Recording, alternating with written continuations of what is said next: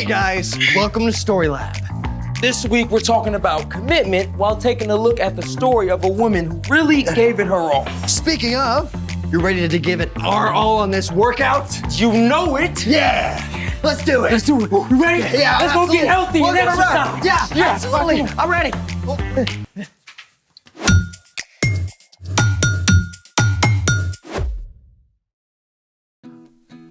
Hey, I'm Carter. And I'm Zeke. And we're talking about commitment, which is making a plan and putting it into practice. Woo, yeah, good workouts. Oh. Hey, how many miles did we run? One. Really? And how many sit-ups did we do? Like 12? Oh, that's a new record. My man. Woo. Whew. Okay, come on, man. One more mile and then we can take a break.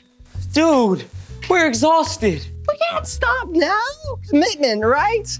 Plus, I want to be strong and look like Captain America.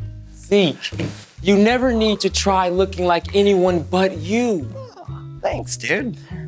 Besides, when it comes to getting fit, resting is just as important as working out. I don't know, that sounds kind of lazy. Hey, resting is what allows us to do our best. It gives our body a chance to heal and recover. I mean, pushing yourself too hard during a workout can cause serious injury. Okay, but I still need some energy. Oh. Hey, you got any energy drinks? Nah. Plus, most of the ones from the store are terrible for you. You say that like there's another kind. Well, yeah, we can make our own. Really? Well, I'm in. Let's make it. Today, we're making a healthy energy drink substitute that I like to call a summer splash. Okay, but what makes it different from the kind you get at the store? Most of those energy drinks are filled with sugar, caffeine, and artificial flavors. We're gonna make something packed with vitamins and electrolytes instead. Electro what? You know how tired you are after you work out? You mean like right now? Yeah, that's partly because of dehydration. Oh, I know about that. Dehydration is when your body loses more fluids than it takes in. Exactly. When we exercise, we sweat a lot. Sweat is made up of water and salt. Your body sweats to cool you off when you get too hot. So, when you sweat a lot, your body loses fluids, causing you to become dehydrated. So basically, your insides dry up, like how a grape turns into a raisin. Spot on. But can't you just fix dehydration by drinking water? Sure, but electrolytes can help. Electrolytes are minerals and salts that help your body absorb fluids, like water, better and faster. Cool. So, how does this summer splash work? Care to read the recipe? Ah, of course. Let's see. For today's tasty experiment, you'll need 4 cups unsweetened coconut water, 1 1/3 cups of water, 2/3 of a cup of lime juice, 1/4 of a teaspoon of Himalayan sea salt, and 3 teaspoons of raw honey. Coconut water is amazing. It's filled with electrolytes and has 5 times more potassium than most sports drinks. Okay, mix up all your ingredients until the salt dissolves.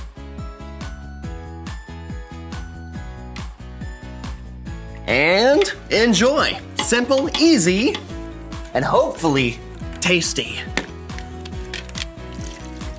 Nice summer splash. Thank you.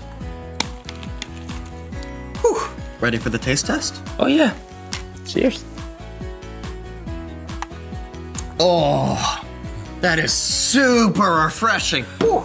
I can already feel my energy returning. Told you. You gotta take care of yourself before you can give it your all. Speaking of giving your all, it's time for The story before the story. Today, we're in the book of Mark, one of the 4 gospels that tell the story of Jesus. Mark was a close friend of Peter and likely recorded Peter's stories of following Jesus for the new believers then and for us today. For 3 years, Jesus traveled all across Israel and Judah with his disciples. He gave himself completely to helping people and teaching them about God's kingdom. During his travels, Jesus healed the sick, performed miracles, and gave epic sermons to huge crowds. In everything he did, Jesus lived fully for God and taught others to do the same. Which is where our story starts. Take it away. Hey everyone, I'm Brian. Today's story is about a woman who truly gave everything that she had for God. One day, Jesus was teaching in the temple courtyard as some religious leaders watched. Now, these men wanted to get rid of Jesus because he challenged the way they had always done things.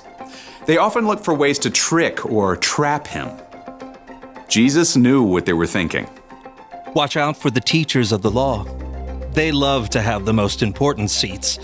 They take over the houses of widows. They say long prayers to show off. A short time later, Jesus went and sat down across from the place at the temple where people came to present their offerings to God.